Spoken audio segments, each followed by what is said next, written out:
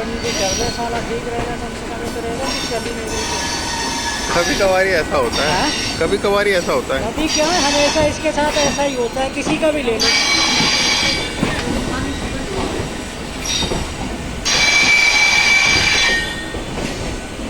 फरीदाबाद से मुश्किल से दिल्ली का 40-45 मिनट का रास्ता है, जबकि हर एक दिन 2 घंटे से पहले गाड़ी पहुंचती नहीं है। वंदे भारत के कारण तो नहीं रोक दी थी? हैं? वंदे भारत के कारण